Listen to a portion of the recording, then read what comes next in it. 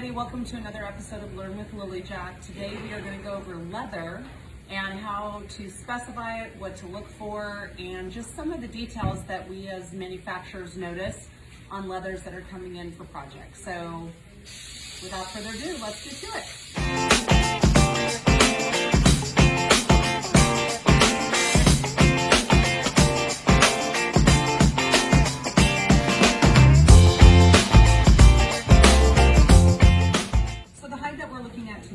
Is great for contract and hospitality use. It has a pearlized finish, it has a kind of a sealer on the leather, and it really doesn't have that much stretch to it.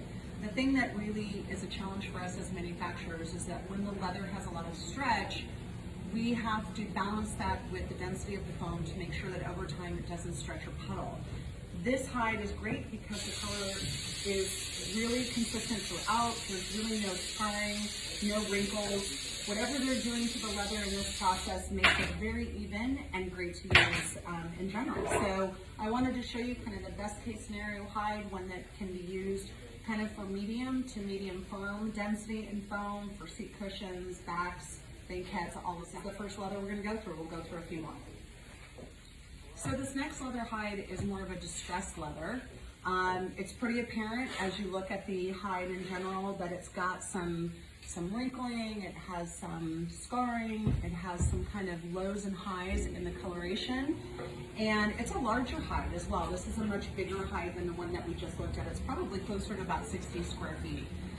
The thing to note about distressed hides is that sometimes the swatch that you get may or may not be representative of the entire hide, but it is important to grab the hide and pull it. And the reason why we mention that is because sometimes with the distressing of hides, you see some different coloration. And when you go to upholster a hide like this, it may be what's called a pulled through leather, which will change color after it's pulled. So this is quite drastic. The leather starts out kind of as a brown, medium to kind of caramel brown, but as you pull it, it becomes really a very light tan, as you can see here. So this is called the pull-through leather.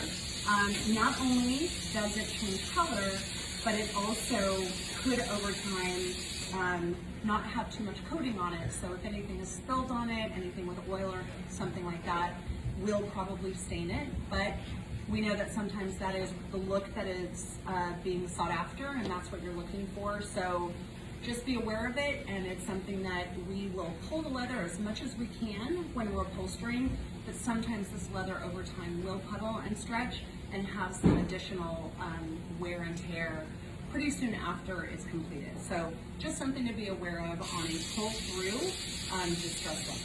This one also has kind of a pull-through characteristic to it. So as you pull the leather, it not only has quite a bit of stretch, but the shininess of the leather and the coating of the leather comes off.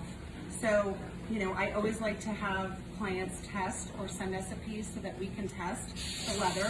This one does not have any real coating on it, but when you do scratch it, it will show up.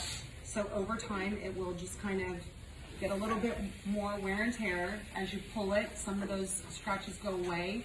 And a lot of leather conditioner or cleaner will minimize scratches and stains, but again, it's just one of those things that we have to test, and you can always send the manufacturer a piece of the leather just to see and to give their expertise on what they think will work and what will not work. But again, you can see some of the imperfections in the hide. It may be a scar that is a little bit more severe that's turned into a hole, and some of the edges obviously we can't use, so the square footage that sometimes indicated on the hide is not exactly what we're able to use. So all these are just kind of tidbits and little bits of information that you might find handy as you work with leather and continue to specify leather for your projects. I'll show you another leather hide in a second. I wanted to also show you some embossed leather. This is a leather hide that also comes in half hides. Something to be aware of half hides is that you will need to put seams in places that maybe you aren't expecting to.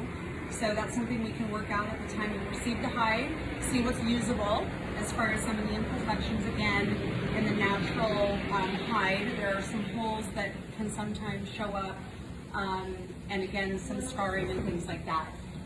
In this situation, this is a kind of a lattice embossing. There's really no plate marks in this hide. However, it's been kind of rolled and stored. We pulled it out and it's showing a little bit of creasing here that happens over time.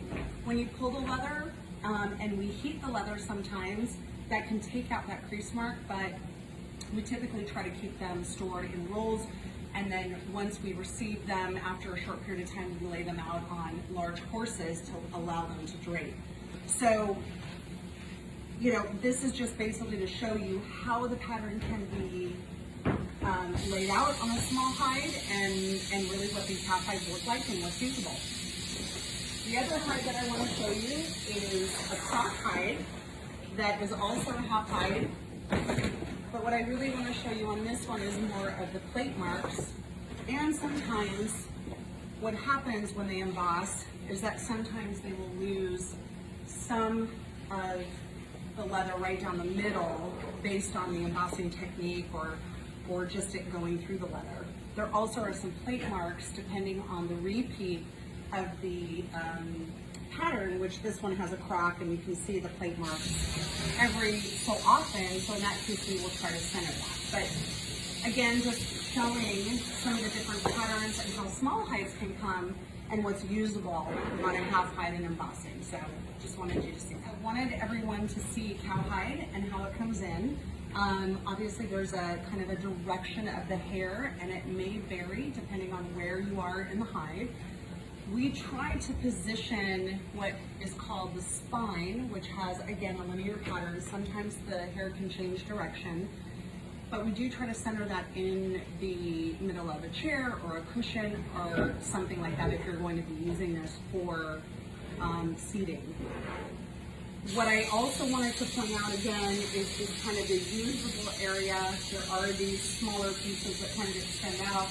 And I also just wanted to share that sometimes there are brandings or markings on the piece, which again, we try to cut around and not use, or use in an area that's not visible. So again, usable square footage or yield is something to just keep in mind, which again, when we are quoting fabric or leather and letting you know how much, we do take in the yield in consideration and kind of average that out based upon our knowledge and what we use in the future. So cowhides, again, if there's a pattern in the cowhide, we will try to confirm with you how you want that pattern set, what you want centered, and if there's variations in color, you know, kind of what's important and what colors you want to be dominant. So all things to think about when you are specifying cowhide, and appreciate everyone for joining today. Hope some of these little facts and tidbits on leather was helpful.